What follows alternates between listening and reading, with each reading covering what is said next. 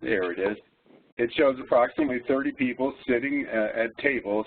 The tables are arranged in a large square. This allows everyone to see everyone else.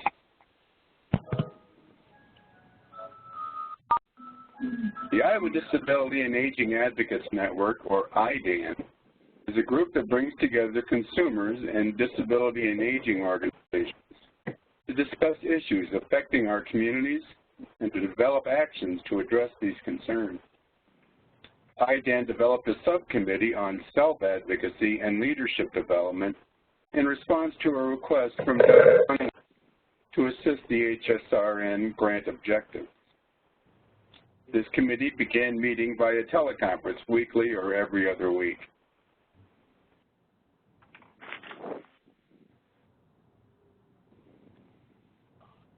And there's our next slide.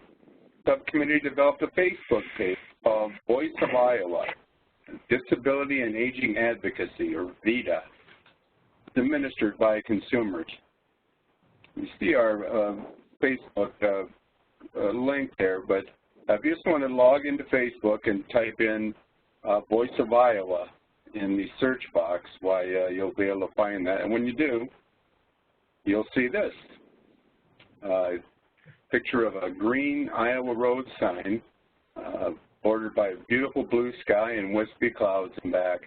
The word on the sign is resilience, which is ability to bounce back from difficulties, or toughness. And it's instilling that resilience in all consumers is what our community conversations on disability and aging advocacy are all about.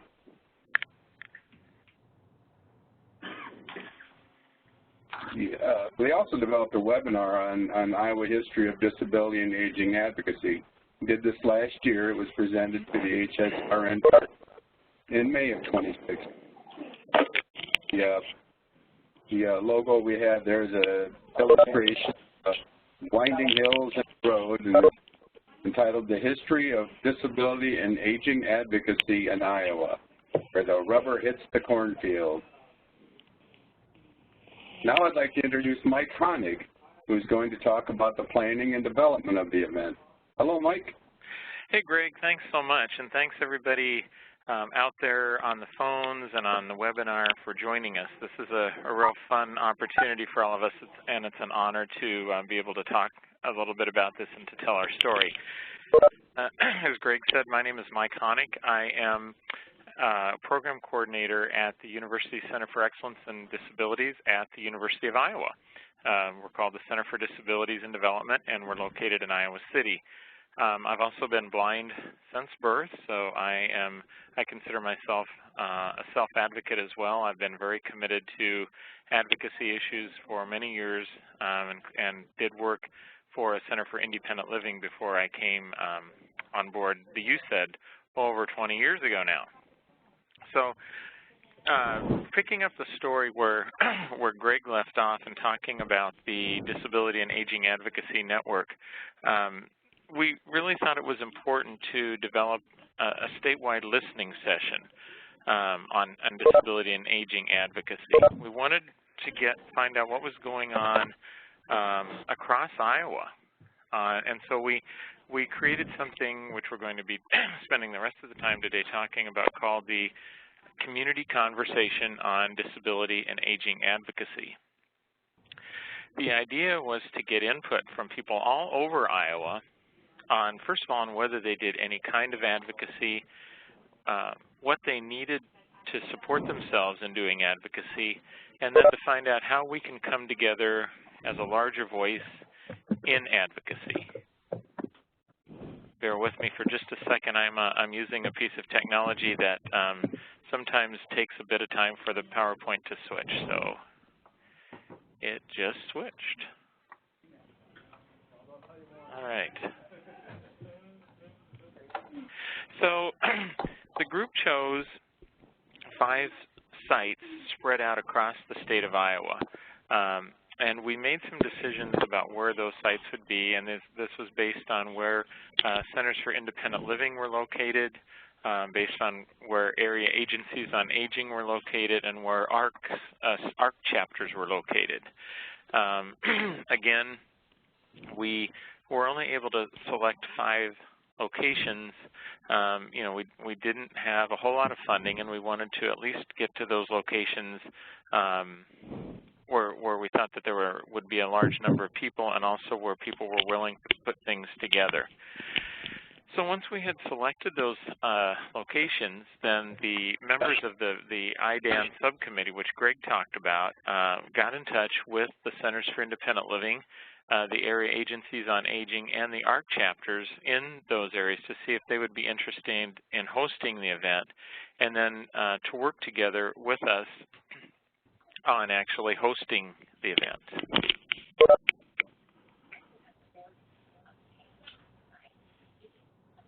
Okay, sorry. So each of the 5 sites was given a budget of $250 each, which isn't a whole lot, but it was able to go a long way in covering the cost of advertising, food, and transportation if needed. They were told that more funds might be available if needed, but as it turned out that was not the case. These organizations, nonprofits, know how to budget and know how to make money go a long way. So then what we did is we sort of divided the state up into people on our leadership IDAN subcommittee to develop an agenda for the meeting and a script. We decided that it was really important for us as we started to meet with the locations around the state that we all be on the same page. You know, we wanted, obviously, the sites have their own individuality and their own needs, but we wanted to make sure that we were able to have one agenda that people would be able to use, so when we actually got data and got information back, we'd hopefully be able to compare apples to apples. We had some challenges with that, as you'll learn in a little while, but that was the idea. So then we wanted these to be local events, because those of us that are on the leadership committee, you know, if you know, I'm from Davenport, Iowa, so clearly somebody in Council Bluffs or Sioux City isn't going to know me. So we wanted to get buy-in from the local organization. So each site then determined how they would advertise the event, where they would hold it, what food they would provide, and what transportation they would provide. The Statewide Independent Living Council Executive Director, Dawn Francis, who you'll meet in a little while, also sent out a global email to her statewide distribution list several times, just to keep the event in mind for everybody, and then also in reminding people to that they could attend this free event at one of the sites, or we created another option, which was that they could attend the event online if they were not either able to get to one of the 5 locations because of distance, or whether it just was not feasible for them to travel. So that's a little bit how we put that together. The CILs, the CILs, the Centers for Independent Living, and the agencies on aging collaborated to host the event. In some locations, the ARC chapters were also available and joined in support. I know that for sure in 2 sites that happened. The venues were accessible and obviously had to have internet available so that people could hook into the part of the agenda which was broadcast statewide. Hello, Mike. Yes. Mike, excuse me, this is Greg. I'm sorry, could I be my microphone muted, please? Laura, thank you. I'm sorry. I was just checking to see if I was still on. Shall I, are you good, Greg? Yep, apparently he is. Yeah, he's muted now. So great, thanks.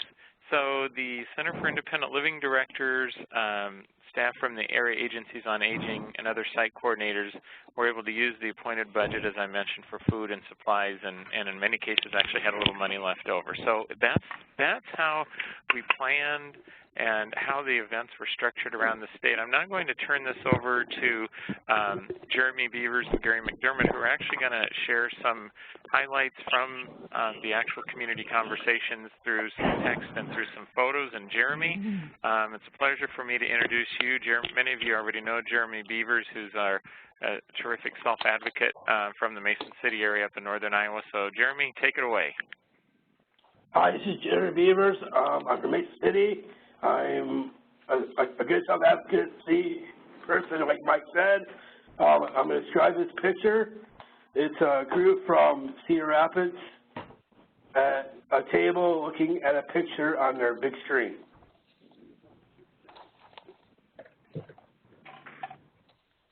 And now here's Greg. Gary.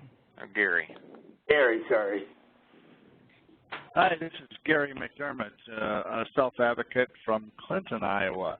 I'm also a disabled veteran, and the sites were all linked to be an online site where everyone participated in the online webinar at the start of the meeting, which was an overview of the independent living history and philosophy.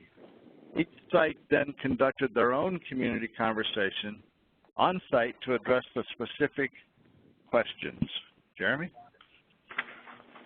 Thank you, Gary. This is a picture that a community conversation in Mason City. It's a picture of me and Aaron Anderson at a hotel. And here's Gary again. Thank you, Jeremy. Several of the larger sites then broke into small groups, where some of the smaller sites just had one group. Each site facilitator read from the same script. There was also a site on the computer for those who could not participate in person. Jeremy? Okay, thank you. This is from our community conversation group, Mason City. Some people are doing some informational stuff at a table. And back to Gary. Thank you, Jeremy. There were 3 questions that each of the groups addressed, and each group had a recorder to write down some responses. What is working was the first question: support people with disabilities and people who are aging in Iowa. Second question: what is not working, such as what are the barriers? And the third question was the solutions. How do we fix what is not working? Jeremy? Okay, this is a picture of community conversation in Cedar Rapids. Some people are doing, talking, information, looking at a big screen. It's me again. A picture of a volunteer taking notes on a flip chart in Cedar Rapids. Me again. Picture of two conversations, groups in Des Moines, doing some talking. A picture of community conversation group in Mason City, people just talking and doing this sort of like information and stuff. Picture of community conversation group in Des Moines, talking, write stuff down, and big tables. Picture of community conversation in Des Moines group and writing this down information. Back to Gary. Thank you, Jeremy. Well, at the end of the allotted time, all groups came together via the webinar, and the site facilitator briefly reported out for each site. And now I'd like to introduce Leah Donald. Leah? Thanks so much, Gary. This is Leah Donald. I am the director at one of the Centers for Independent Living here in Iowa, the Iowa City Center, which is called Access to Independence. And I did have the pleasure of facilitating one of the groups, the Cedar Rapids group, alongside our partners at the Heritage Agency, which is one of the area agencies on aging. And I have the pleasure of talking a little bit about what worked, and this includes input from not just myself, but several of the other site facilitators that participated in what was really a supportive discussion that day on August 10th of last year. So first of all, we felt that there was really good preparatory discussion before the event was held. It was really well planned and coordinated. We had several discussions, several emails went out. So we all felt very prepared when the individuals and consumer advocates arrived that day to hold that discussion. We felt that once everyone was seated and the presentation was underway and we started in on those questions that were discussed earlier, that everyone was really engaged in the discussion. We had a lot of good conversation, a lot of good ideas were thrown out. It was a really supportive atmosphere. We felt that it was really helpful to have someone facilitate the discussion and then to have a second person take down notes to make sure that everyone's valuable input was captured. On several of the photographs, there were images of the volunteers and facilitators and participants capturing those comments on oftentimes large Post-it notes so that we could review what was said afterwards and consider them really thoughtfully. Of course, money is always helpful, so it was extremely wonderful for us to have some of those things provided for us. Of course, food makes things a happier event for everyone. Materials and, of course, travel for those participants that need it was really helped to bring the whole event together. We also felt that one of the neat things about this event was that we did have a lot of diversity. We saw a lot of our old friends, our seasoned self-advocates, and then we had some new faces too. So that was really, really great to have folks that were interested in learning more and to participate from the vantage point of their own personal experiences, whether or not they had previously worked as part of a group to advance this initiative. We had an opportunity to learn from each other and to share new ideas. We were able to talk through some of our own experiences and share some lessons learned, which is always helpful for everyone.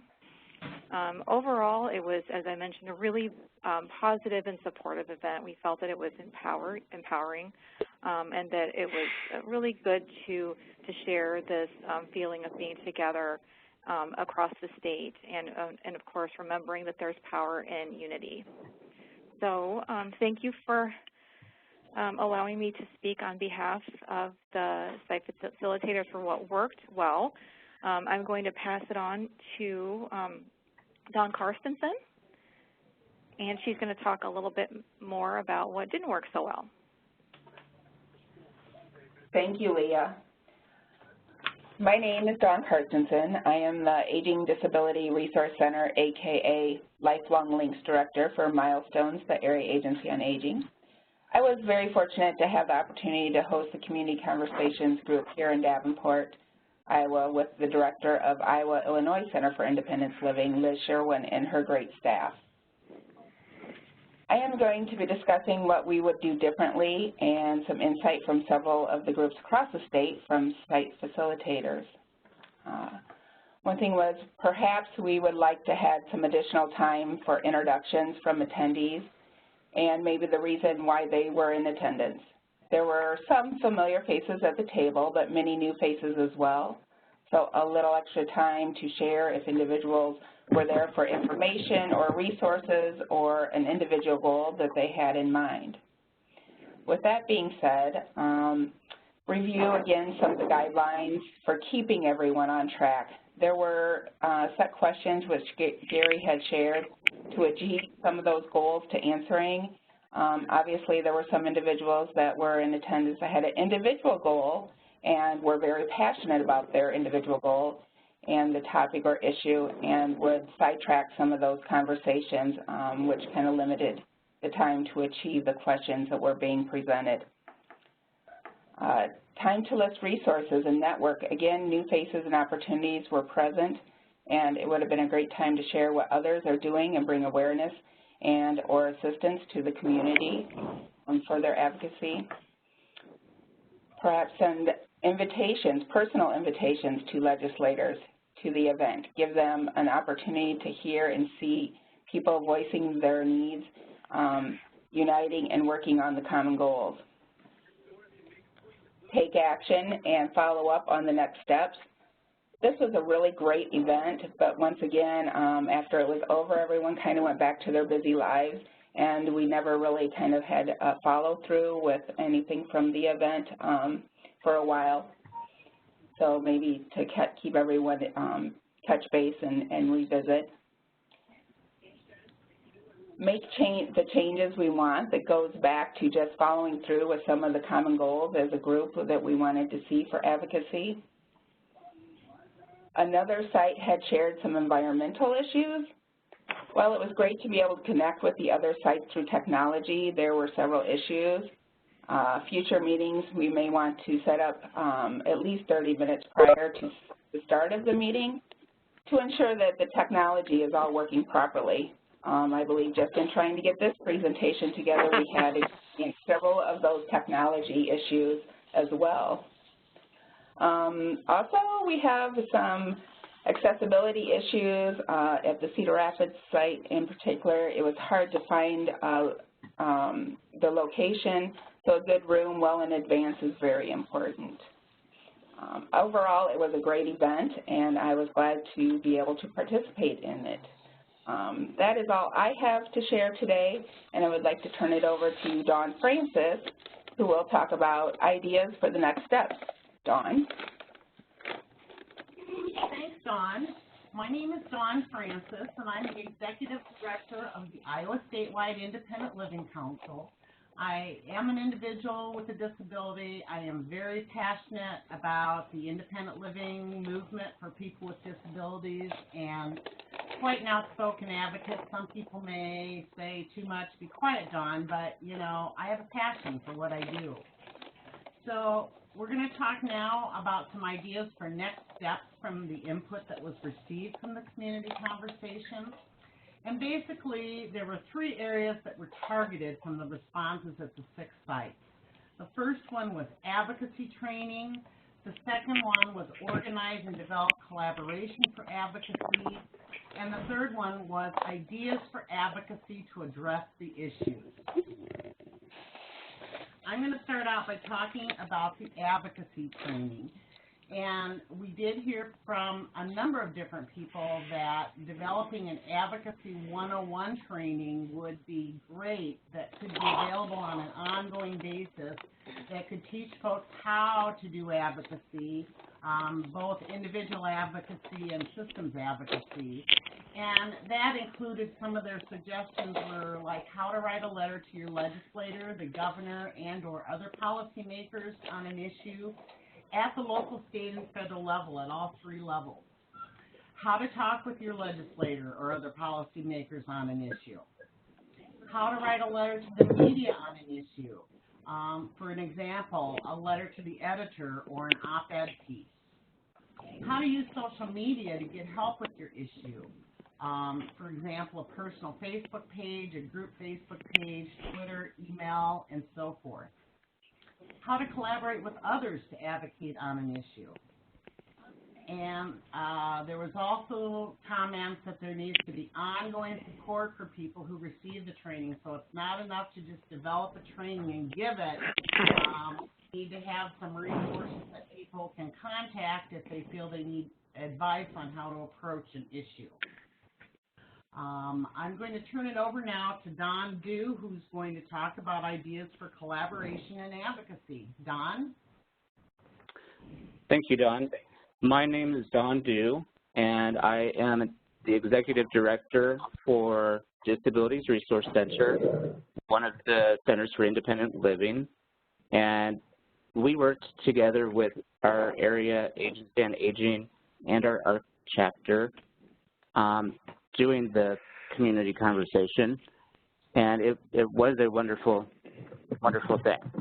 And so since Dawn just talked about advocacy training, which was one of the 3 areas that were targeted, I'm going to be talking about the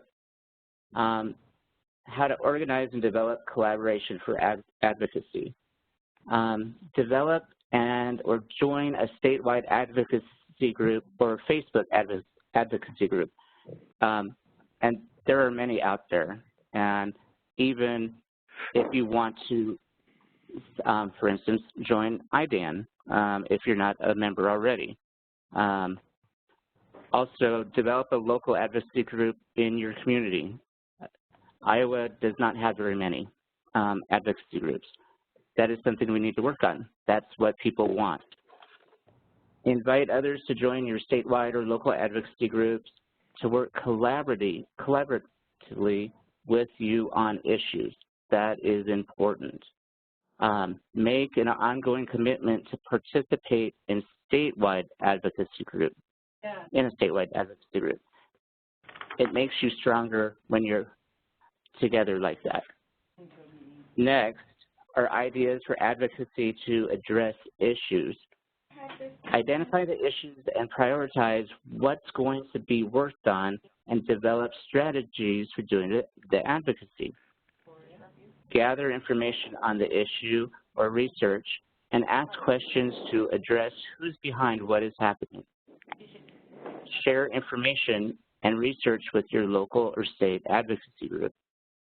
Consider and select advocacy methods. You could write a one-page white paper explaining the issue and what needs to be done to address the issue. You could write letters to the editor. You could identify and contact appropriate leaders to educate them. Post issues on social media like Facebook or Twitter, or Instagram if you want. Contact an investigative reporter on your issue to learn more. Phone calls, emails, or in-person visits to local, state, and federal legislators. That just needs to be done no matter what. Hold a press conference or hold a rally.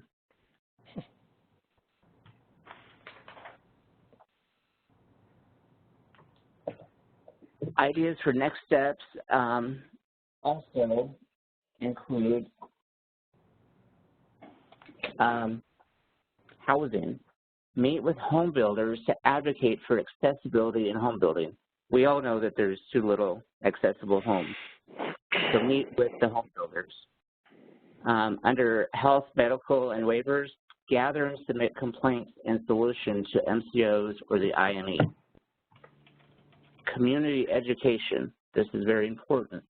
Educate the non-disabled and the disability and aging community on issues, speak out more, and have self-advocacy groups. Advocate for gerontology, disability education for those pursuing health care careers. We know that they need that. Work to increase voter participation on state and local issues, not just every 4 years, but all the time. Provide materials to educate people on current bills and participate in emergency preparedness training. And with that, I'm going to hand this back to Don Francis. Thanks, Don. We're just going to leave you with some final thoughts that were given to us by participants in the group. The first one is don't just complain, do something about the problem and share your passion. We'd like to thank the HSRN, as without their involvement in this grant, we may not have had the opportunity to develop this grant. And now we're going to open it up for some questions. I'm going to first ask if there are any questions that were typed into the chat box. Laura, if you could read out one question if you have any. Otherwise, we can open up the phone lines and I'll ask for any questions from there. Were there any questions in the chat box? There were none entered into the chat box, so if you just want to open it up for a few questions from the phones, that'd be great. Okay. All right. Well, let's open it up to any questions that people on the phone may have. And we do have 4 different states because this is Region 7. So we have people on from Iowa, Kansas, Missouri, and Nebraska. So since we don't have a queue, we're going to have to just try, if people do have questions, to have you speak up and go one at a time. So does anybody have a question that they'd like to ask or a comment they'd like to make?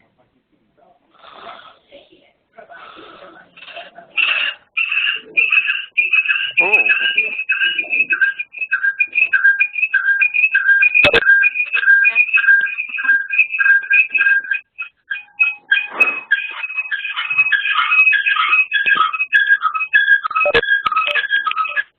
There's some, oh, there it quit. Okay. Are there anybody that have, questions or comments?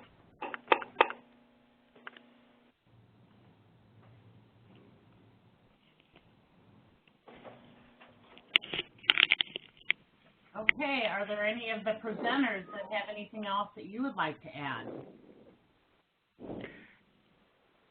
Well, this is Mike Honig, and I don't know how many we have from our other states, but, I think this, for those of you that might have been at our regional meeting in Kansas City and last month, which was a great event, by the way, we talked a lot about how we've got a ways to go in Iowa to get ourselves organized like the other 3 states. And I think this was really the first step in helping us to do that, because we really got feedback from across the state that people do want to come together. And I think it's, we use the other states that do have advocacy organizations as a model to say, hey, this can be possible. So, we're hoping that and feeling confident that we'll be able to keep going with some form of the HSRN, but, just want to kind of give a shout out to everybody from the other states to say thanks for inspiring us to move forward. We did get one question in the chat box. Is there any funding through IFA for housing? Does anyone want to answer that one? The question was, is there any funding through Iowa Finance Authority, IFA?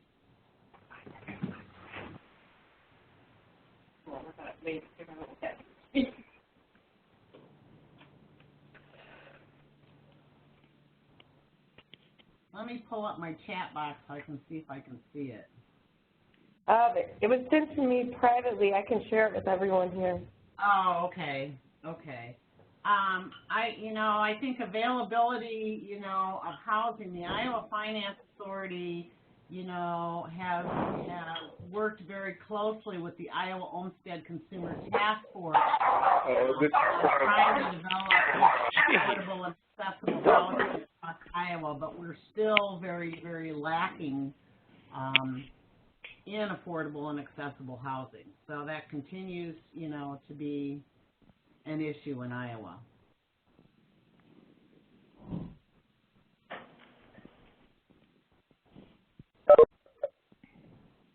Now, I do know that if you're on one of the waivers, IFA does have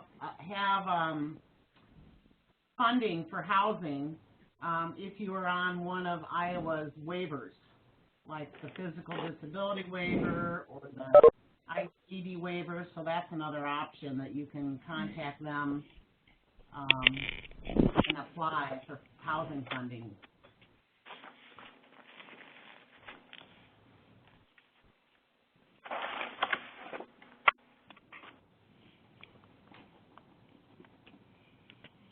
Okay, well, thanks, everybody. I really appreciate all the hard work of all the presenters and our partners with the HSRN.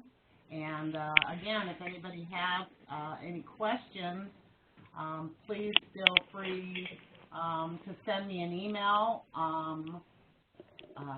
My email is all small letters, and it's pretty simple. It's my first name, Dawn, D-A-W-N, at IOWASILC.org, Dawn at iowasilk.org. Thanks, everybody. Have a good afternoon. Thank you. Thank you.